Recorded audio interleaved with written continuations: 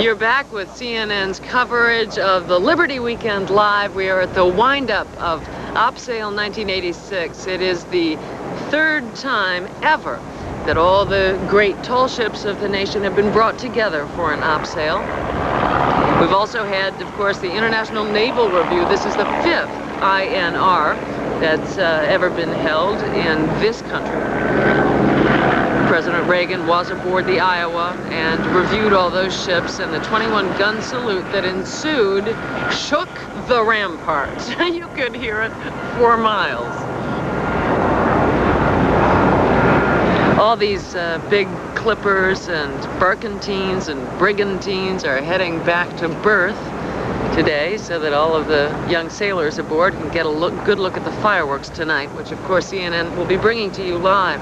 And they'll be open to the public for the next few days in port, and a great opportunity to really meet these kids and see them. Look, Ma, how I do it, you know, because it's quite an act to sail these ships. Yes, once they are berthed tonight, they're open to all sorts of people for the weekend. That's right. Most of them are open 10 to 4, 10 a.m. to 4 p.m., and no charge. And the kids love being visited. That's part of the purpose of the whole thing. Do they have translators on the boats? Very few of the young sailors speak English, and very few of them have ever been to New York before, so this has been quite astonishing. Certainly very few of them have ever been to New York, but most of the ones I know do speak English. It's taught as a second language, and sometimes almost co-equal to first in the really maritime nations such as Denmark. You and like aviation, the English is sort of the international language. Yeah, absolutely. And that's because of the sailing that took place in ships like this over the last few centuries. That's why English, the most ridiculous, complicated language in the world, is spoken by all these people. A word about the young sailors when asked what they could do in New York when they had freedom from time to time. They were told about museums and the ballet and the opera and the symphony and all of the interesting sights they could take in. None of them seemed altogether very interested with that. When they were told that the population in New York is roughly half female, they were all very interested. That's an interesting fact, yeah. This has been a grand day here over New York Harbor and around the country, I suspect, in cities and towns where everybody is having 4th of July celebrations. And I don't think that there is a backyard barbecue going on right now that is less fun than the job that we have today, Peter Sanford. Oh, Peter Sanford of the National Maritime Historical Association. Thanks for being with us for this hour. I'm Mary Alice Williams.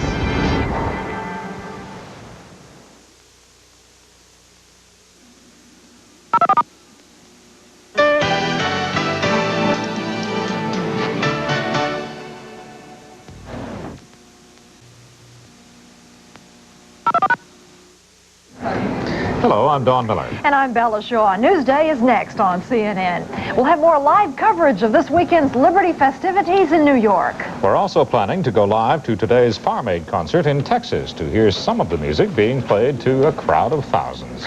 We'll also have a story of a New York man free from prison after spending 6 years there for crimes he says he never committed.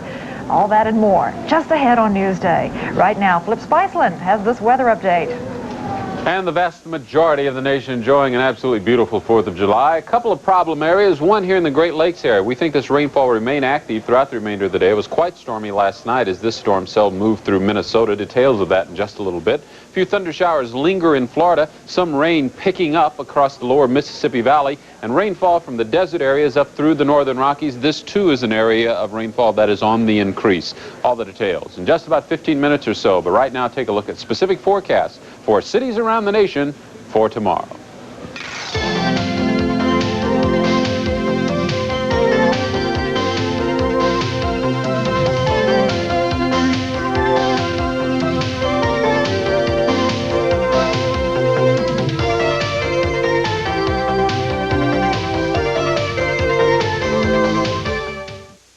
Watch this amazing demonstration of the Tannery, a remarkable formula that cleans, beautifies, and protects leather and vinyl all around your car and home.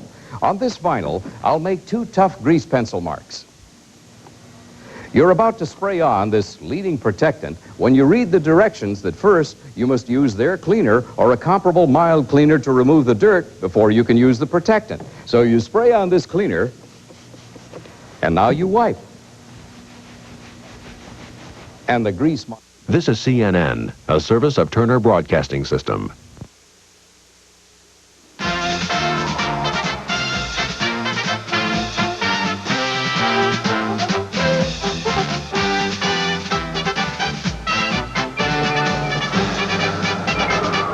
It is a star-spangled banner of a 4th of July. I'm Mary Alice Williams, sitting on the tallest building at the world's largest Coast Guard station above New York Harbor, where perhaps the most romantic flotilla ever afloat has just passed in review in front of us for the past 6 hours or so. We're hearing a lot of sirens behind us and the honks of boats, and there may be a problem. There's a lot of people running. We have reporters on the scene who are trying to find out what's happening down there, and as soon as we find out, we'll let you know. In the meantime, I want you to look at what we saw today. Words seem almost trite in describing this feast for the eyes. So I won't talk, just watch.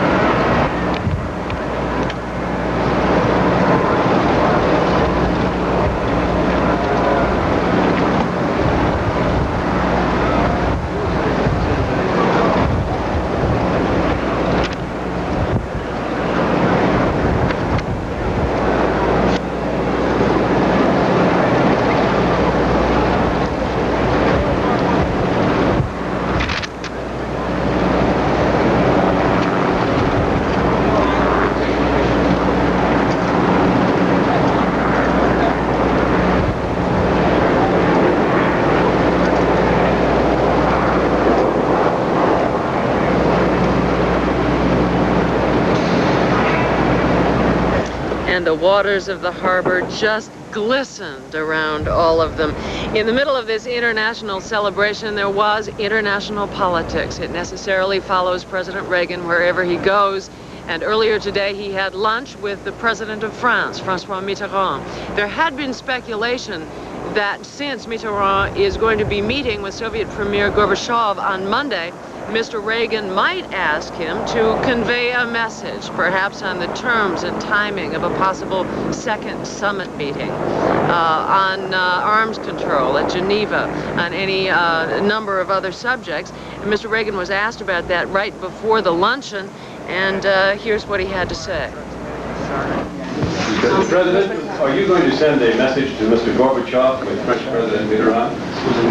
I don't think that would be appropriate to impose on him. Gorbachev in his latest speech said you are still, the United States, still not serious about arms control. Well, then he's just misinformed. Earlier today, President Reagan was choppered to a front row seat for the International Naval Review. He was aboard the USS Iowa, the American battleship, which passed in review 33 warships from nations around the world, who all fired 21 gun salutes at him, and the noise was thunderous. Here's what that looked like.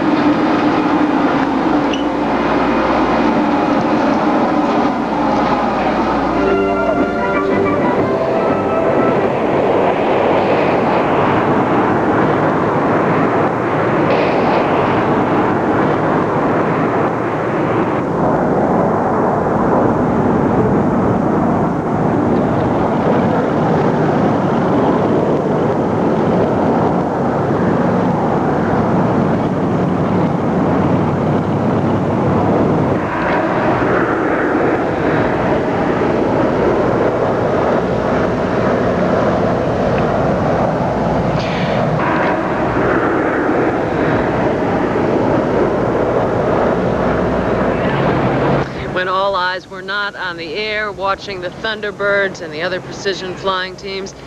They were really on the tall ships. That won the heart of the crowd every time out. Richard Roth did a personal study of the tall ships today, and here's his report.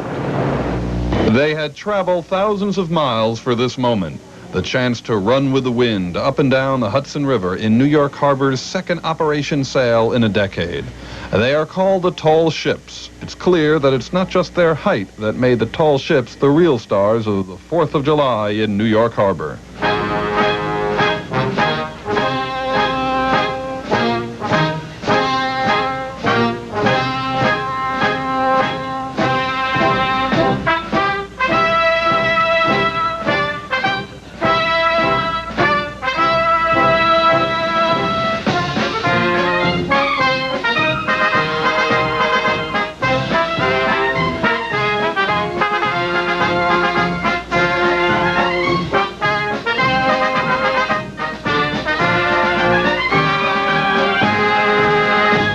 Many of the tall ships are government-owned. When the tall ships are not in parade, some countries use them for training a new generation of sailors. Aspiring cadets in the Navy must take sailing courses on the tall ships. The people who run the training programs say a tour of duty on a tall ship puts you in touch with the forces of nature. They say you get to learn the storms, you learn companionship, you get to see the world, and you don't quit. The masters of these tall ships often say their vessels seem to have a life of their own, especially when the tall ships get the crew through a tough storm. On this July 4th holiday on the Hudson, there were no rough seas, just smooth sailing that made this newest version of Operation Sail something to remember. Richard Roth, CNN on Governor's Island.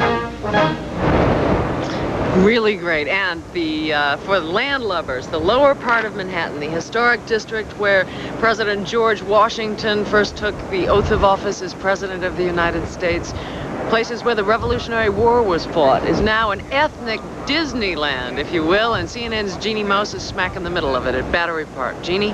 Mary Alice, we're just standing here watching the boats go by. We wave at them. Generally speaking, they wave at us back.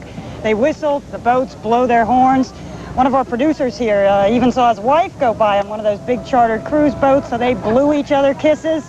But not all the action is on the water. For blocks and blocks, Lower Manhattan has been closed to traffic and turned into one gigantic street festival.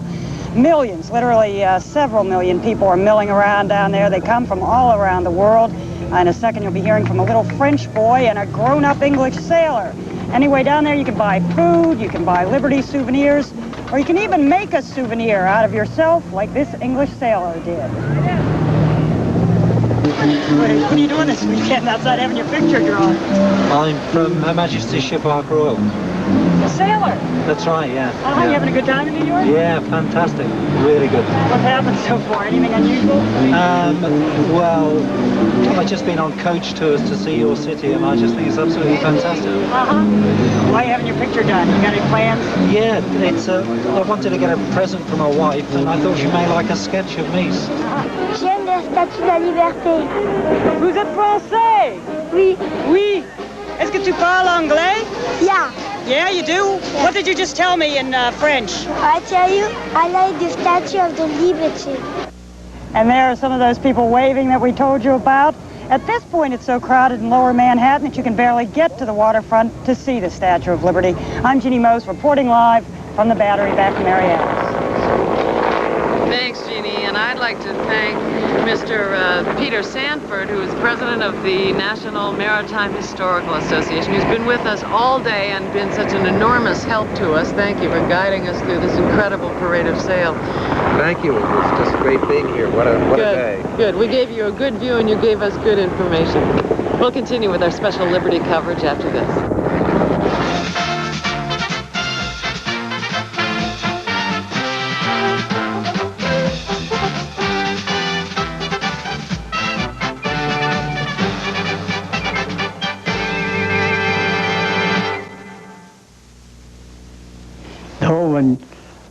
When the people from the boat first know the Statue of Liberty, they go like this.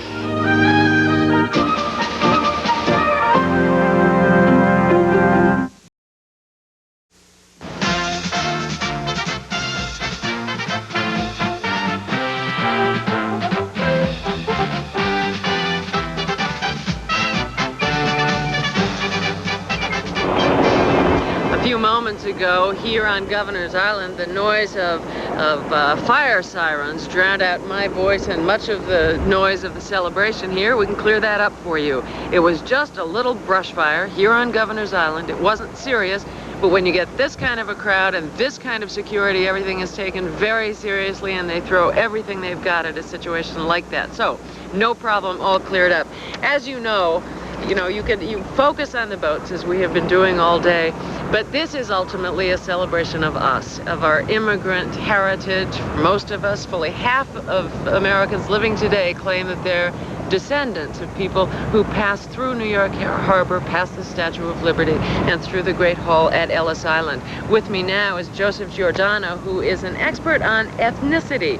He is the director of the American Jewish Committee Center for Ethnicity, Behavior, and Communication.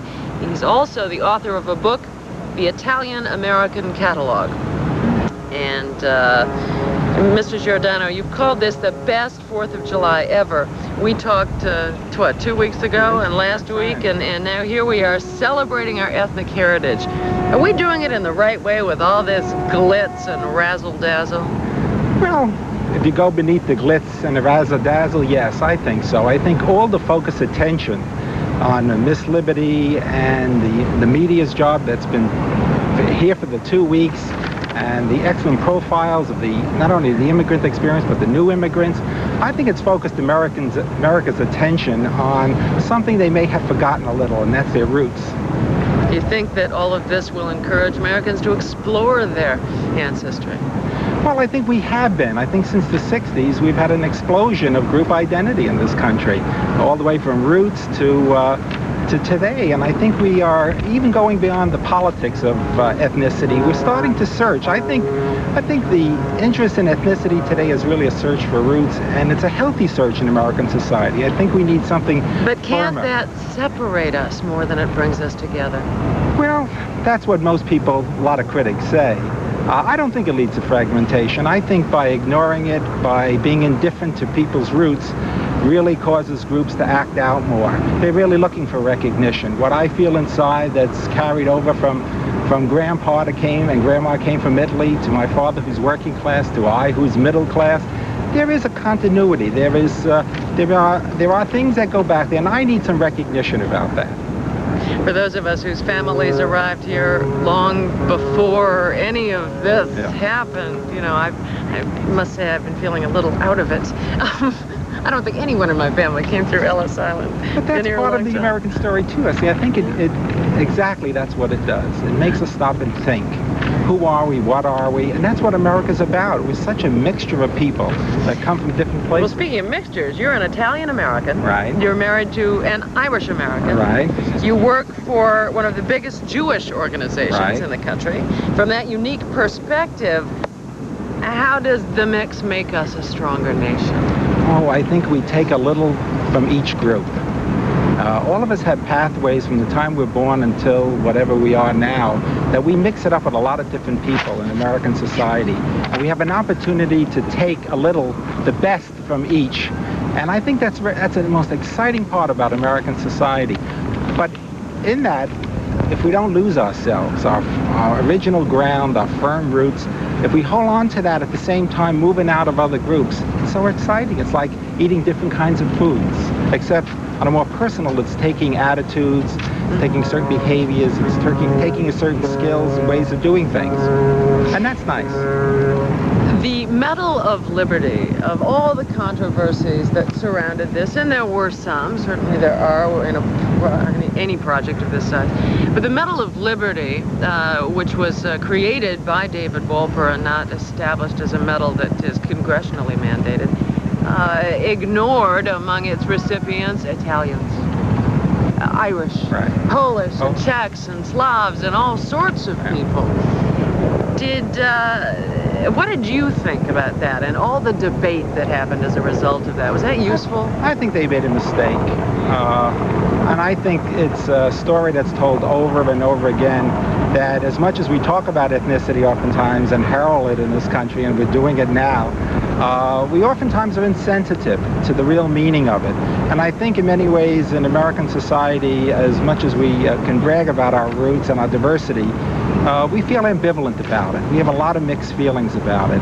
And I think that's one of the aspects of a mixed society. I was critical of as much as I'm enjoying this, and I think it has tremendous value for me personally as well as for millions of other Americans, I think it sends a message when people are overlooked. Why didn't they make it 100 people? I found out last night when I watched, I think it was timing. They could announce 12, maybe 100 people would take more time. Well, Mr. Iacocca did say that that medal would be established and given out next year as well. I asked him this morning if that was an admission that he goofed, and he said, well, yeah.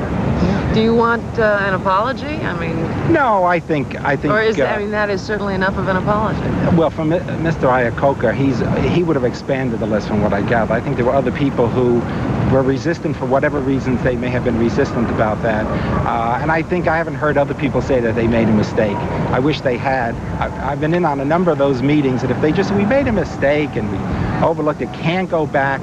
And instead of they gave us a lot of talk about, well, it's not so important, and the decision was made at the 21 Club, and we'll have this other thing, you know. And I thought that was a little treating us like children almost, and it is important. I watched that last night. I was moved by those 12 people. I wish a piece of me was represented in someone of my background, Italian as well as Irish and Polish and others. Okay. Thanks for being with us, Joe Giordano, who is an ethnicity expert and with the American Jewish Committee. I'm Mary Alice Williams here at Governor's Island. We go back with more news.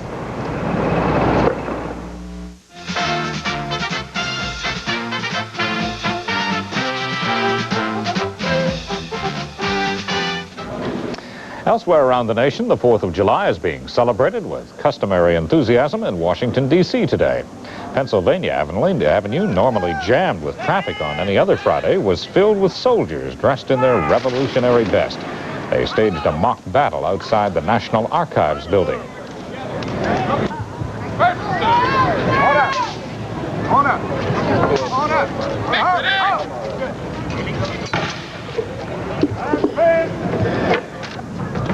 On the steps of the archives, hundreds of people enjoyed the sounds of the old guard fife and drum corps, all in observance of the 210th anniversary of the Declaration of Independence. Just across town on the grounds of the mall, the 20th Annual Festival of American Folklife is underway. The event is organized by the Smithsonian. This year, the festival focuses on Japan and the state of Tennessee. And as always, there is plenty of storytelling, craft making, and of course, music.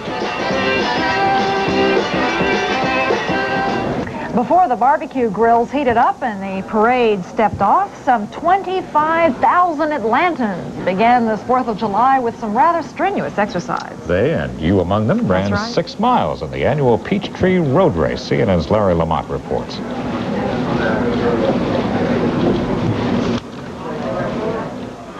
Atlanta kicked off the South celebration with its annual early morning Peachtree Road Race. Oh, say, can you see by the dawn's early light what so proudly we hailed at the twilight's last gleaming? An estimated 25,000 runners, all shapes, sizes, and ages, provided some of the entertainment. Thousands of people lined the streets and watched loved ones and friends pound the pavement. 50,000 feet, over 6 2/10 miles, and with a patriotic splattering of flags. Some carried by the runners, some by those who watched. For many, running is a form of freedom, a path to exhilaration. But there was also joy when it ended, standing under the rainbow created by water hoses. For a handful, there was frustration, exhaustion, and a trip to the medical tent. But cooler than normal temperatures held the number of these down to a minimum. Celebrate here in Atlanta, joining the fun. You just gotta come to the party. Celebration. In the afternoon, Atlanta's celebration continued. Sponsors called it the largest Independence Day parade in the country.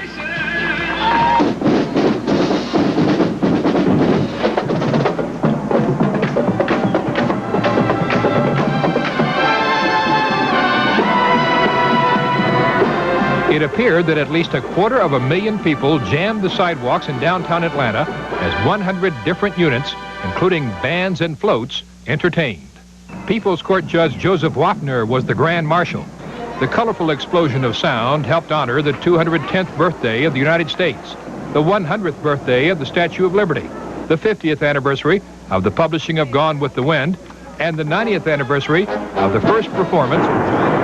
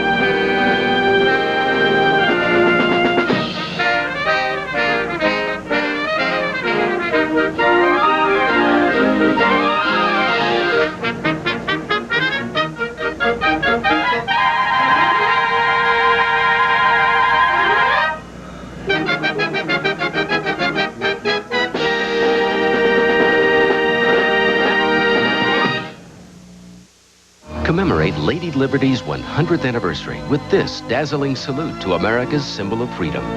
Proofs live on CNN.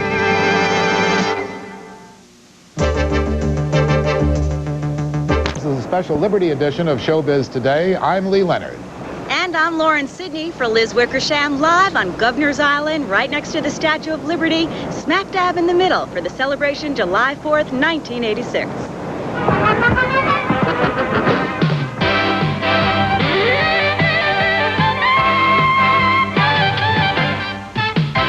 Celebrities salute Miss Liberty with help from President Reagan and some fireworks. And music stars get together in Texas for Farm Aid 2. The beaches near Los Angeles prepare for their annual fireworks display.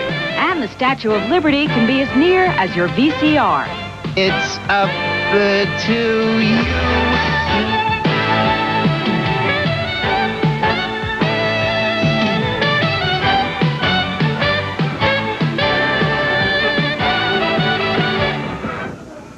Before we catch you up to date on the showbiz aspects of Liberty Weekend, here are the showbiz headlines. Soul singer Teddy Pendergrass, who was injured in an auto accident near Philadelphia yesterday, is getting better. Yesterday, he was listed as critical. Today, his condition has been upgraded to serious. He's stable, but doctors do not want to say yet that he's out of the woods. Pendergrass was paralyzed in a 1982 auto accident. At the time of the accident yesterday, he was driving a specially equipped van. Funeral services are scheduled tomorrow for singer Rudy Vallee. He died last night in his Hollywood Hills home at the age of 84. Vallee began performing more than 60 years ago, as Ann McDermott reports. I'll spend all my hours among fragrant flowers. He was considered one of the first crooners, a performer whose wistful voice captured the hearts of many. I knew it was going to happen. As a kid, I used to sit at Old Lord's Beat and whistle all the songs as the merry-go-round and all these songs. I knew someday, well, some way, either in show business, as a singer, talker, dramatic acting, or something, that I was going to be a very great success. He knew that. He made his film debut in the 19... Is continuing. Lauren, what is happening? It sure is a party today, Lee. It's a windy party, but we were here for all of the events on the water. Harbor Festival 86 and the Parade of the Tall Ships, and in fact tonight, the attention will shift to Liberty State Park in New Jersey, where music stars will perform an Americana music concert. Last night, the refurbished Statue of Liberty was unveiled as part of the celebrity-filled opening night ceremonies right here on Governor's Island. The entertainment event was treated very warmly, although the audiences got a very chilly reception. Mr. Mantle, there were almost as many stars in the audience of the opening ceremony as there were on stage. Oh, I'm very excited. I think it's going to be great. Oh, it's exciting. It's wonderful. 13-year-old Kenneth Mack got the show off to a good start with a stirring rendition of the Star-Spangled Banner.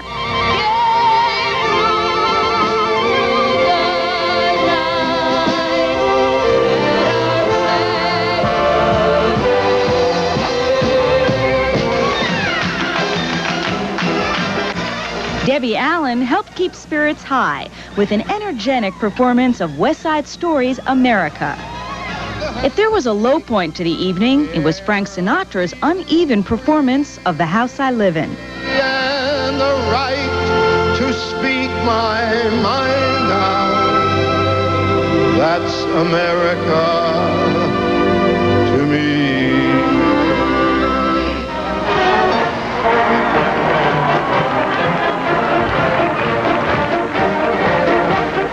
The absolute pinnacle of the evening had to be the relighting of the Lady in the Harbor, a moment as moving for millions of television viewers around the country as it was for the guests here on Governor's Island.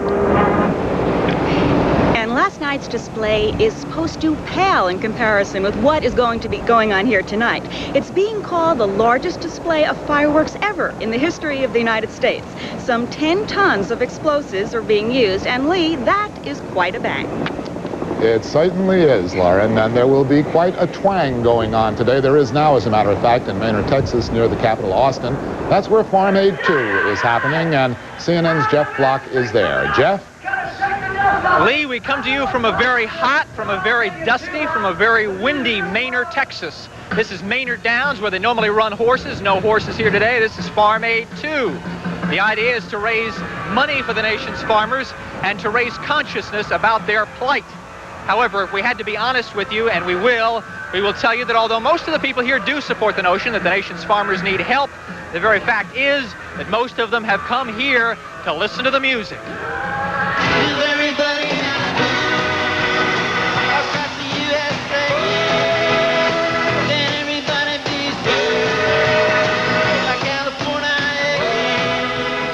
The Beach Boys came to Texas before a concert on a ship in New York Harbor later today.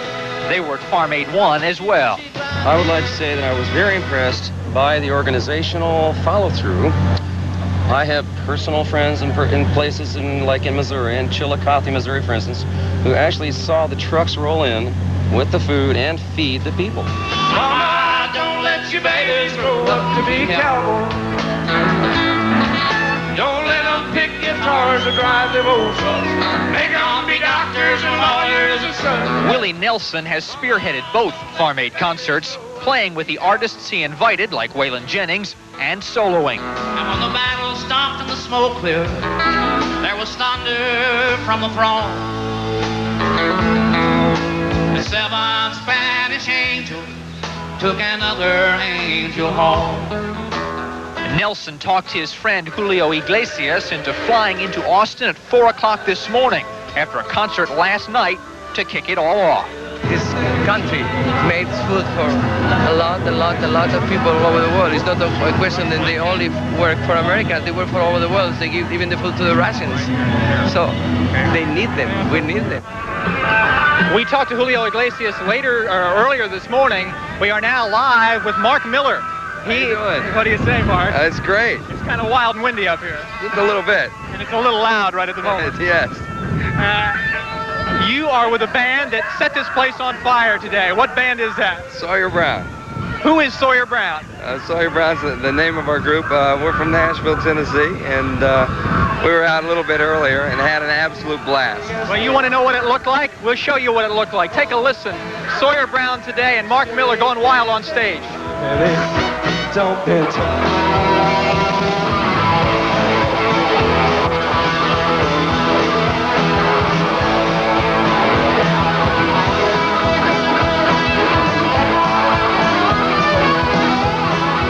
Now, Mark is a great performer, but the reason we wanted to talk to him today is because he can relate to the plight of some of the nation's farmers. Mark, you grew up, a lot of people grew up on farms, but you grew up on one that didn't have a very happy ending. Right. I think what we're out here to do today is to try to raise some of the awareness of what's happening with the American family farmers. Up until the time I was about 13, I grew up on a farm that my grandfather really tried to make a go of. He had to work at the factory in the evening just to try to make sure the farm worked. And after a while, it's almost, it just drags your spirit down. And it didn't fly, is what you're saying. Right, right. And it didn't work for him, but that's the kind of spirit that I think that the family farmer has. That's the kind of spirit we're seeing out here today. Mark Miller and the brand is Sawyer Brown. We are here live from Farm Aid 2, and we're returning you from Texas back to the studio.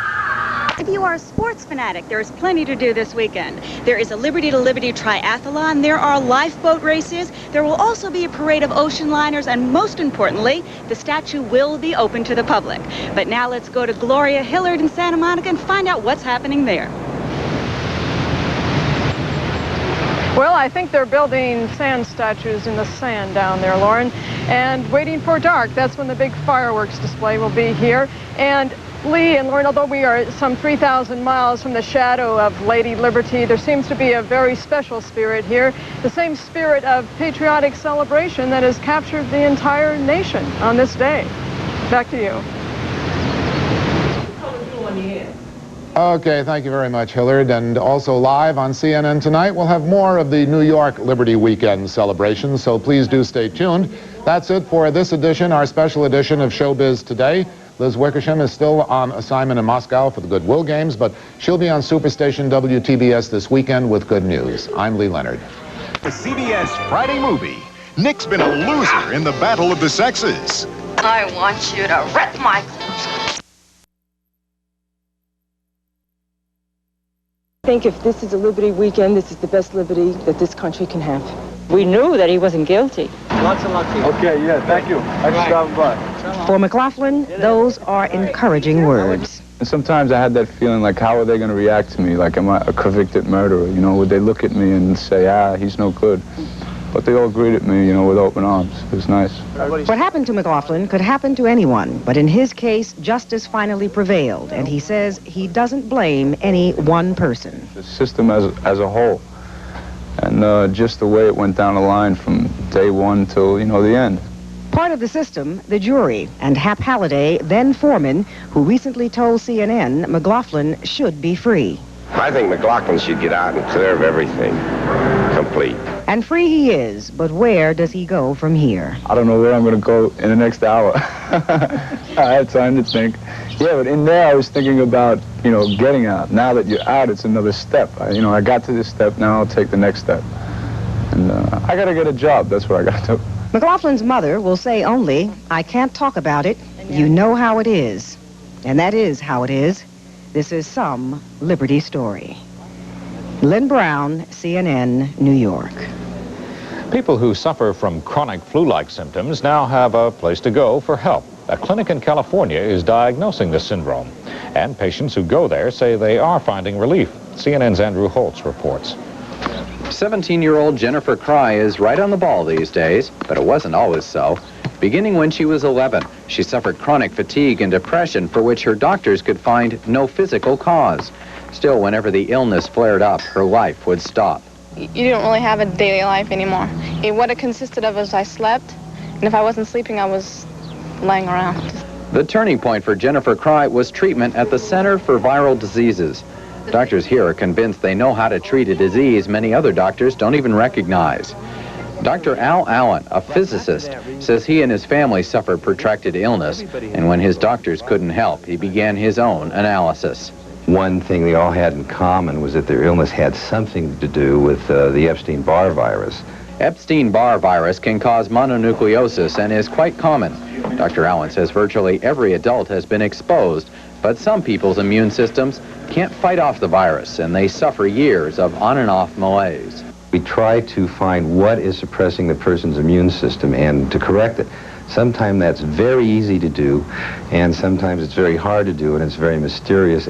The clinic runs batteries of blood tests, building a profile of viral infection and immune system function.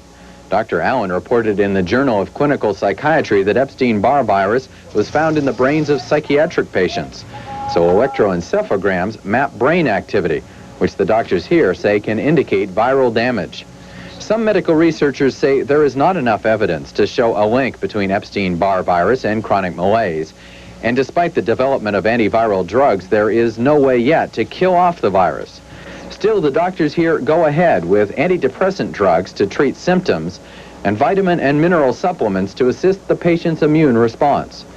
The doctors say treatment helps, though the clinic has been open only a few months. I mean, on a scale of 1 to 100, I'm about a 60 right now. 60%. And I felt 40 last time I saw you. Oh, yeah. For patients, the greatest relief may be from uncertainty. The fear of what's wrong with me? You know, am I cracking up? Do I have a brain tumor? What's wrong? You know, nobody can tell me. Here, patients find doctors who at least offer answers and some hope of recovery. Andrew Holtz, CNN, Northridge, California. News from Medicine is brought to you by Bristol-Myers Company, makers of Nuprin. For headache pain, it's medicine with power over pain. Medical news from Nuprin. Moments ago, a medical study reported the best news for tough headaches in over 10 years. Beyond regular strength aspirin, beyond extra strength Tylenol, there's a higher level of pain relieving strength, Nuprin strength. 2 little Nuprin are stronger than extra strength Tylenol, so Nuprin stops headaches better. And remember, Nuprin is gentler to your stomach than aspirin. For strength beyond extra strength Tylenol, Nuprin strength. 37,000 fans have gathered in Manor, Texas for the Farm Aid 2 concert. Singer-organizer Willie Nelson kicked off the 18-hour show early this morning. 88 artists are scheduled to perform. They are raising money for America's economically troubled farmers. The lineup of performers include Chris Christopherson, the Beach Boys, and the Grateful Dead. That's Dave Mason performing. The original Farm Aid concert was held last September in Champaign, Illinois. $9 million was raised there.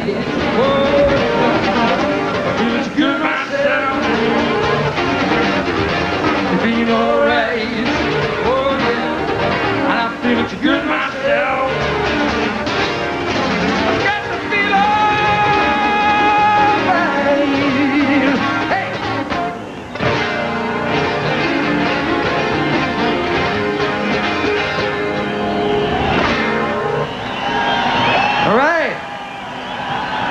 Thank you.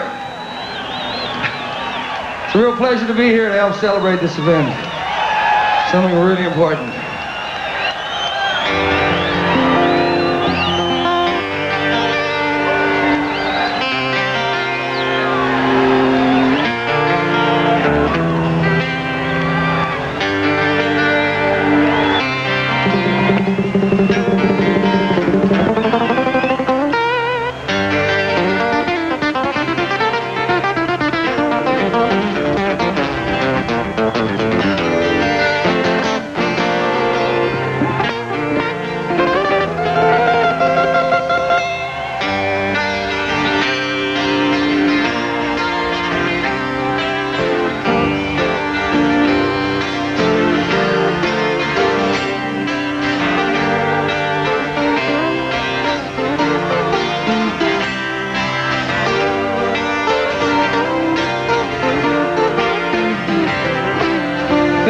Could be lazy, they weren't so crazy, and I wasn't following you. Running in circles won't find me no purpose. It's right here with you and what I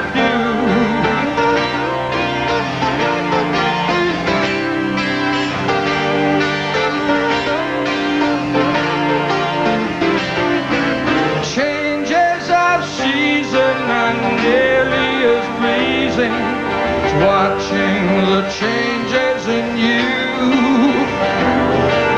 So for a new day. We're watching live the Farm Aid 2 concert in Manor, Texas, with Dave Mason performing. Newsday continues in a moment.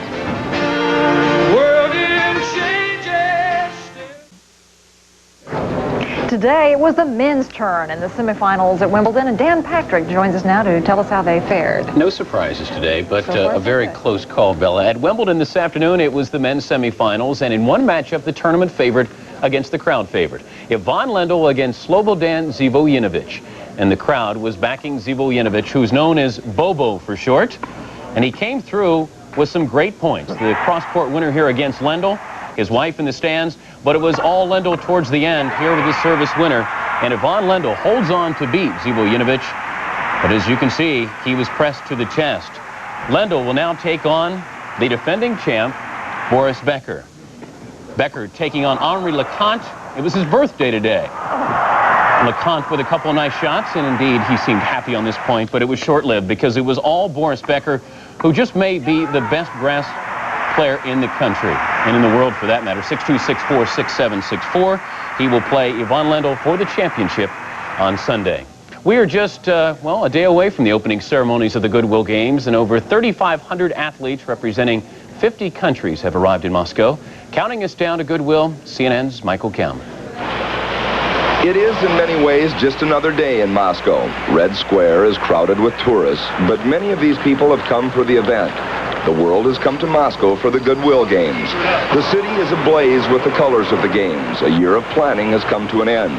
For TBS President Ted Turner, it's been a year of organizational nightmares.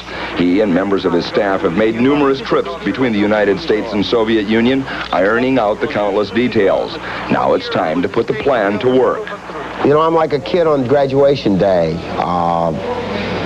It's really hard to express myself, if you want to know the truth. I'm a little bit overwhelmed. Nearly 500 athletes from the United States are joining Ted Turner in his pregame sense of wonder. For the players, the butterflies are beginning to churn. We're ready to play. You know, we've been cooped up in this hotel, and we're ready to go out and beat some behinds. It's very exciting. I'm really looking forward to my event, which is the race walk and track and field. And I know all the other athletes are getting excited as well. And while most of the more than 3,500 athletes anxiously await the opening ceremonies and the official beginning of the games, for some, the competition has already begun. At the Olympijski Stadium behind me, the swimming competition is already underway. For most everybody, though, this is a day for fine-tuning. At Ostankino, the main broadcast center, Americans and Soviets are working side by side, readying themselves and their equipment for 129 hours of coverage. The worldwide television audience is expected to be nearly 1.5 billion people. At Lenin Stadium, today means one more chance to rehearse the ceremony to begin the games. A colorful show expected to tell the message that is the motto of the Goodwill Games. Through friendship and sport, there can be peace in the world. Michael Kalman, CNN Sports, Moscow. Now, even though the games officially begin tomorrow, a couple of these swimming events were held today, and the U.S. fared pretty well. 4 gold, 5 silver, and also 6 bronze. A Soviet swimmer, Vladimir Solnikov, set a world record in the 800-meter freestyle event. Not everybody in New York was at the Statue of Liberty ceremonies today. Over 25,000 showed up at Shea Stadium to watch the first-place Mets try to extend their 7-game winning streak. Their opponent, the Houston Astros, Nolan Ryan on the mound for the Astros. First inning, Keith Hernandez was with a single up the middle. That scores Lenny Dykstra, and New York led it 1-0. Dwight Gooden on the mound looking for his 10th win of the year. He threw a 5-hitter, struck out 4. New York goes on to win it by the final of 2-1. Kevin Bass homered for Houston, their only run of the ball game. Other action, one other game, this one in Minnesota. Baltimore and Minnesota, they're in the 9th inning, bottom of the 9th. Freddie Lynn is homered twice. Ken Herbeck has homered once. Cal Ripken is also homered. That's why they call it the Homer Dome. This afternoon at Daytona International Speedway, Tim Richmond won the Firecracker 400. With 7 laps to go, Dale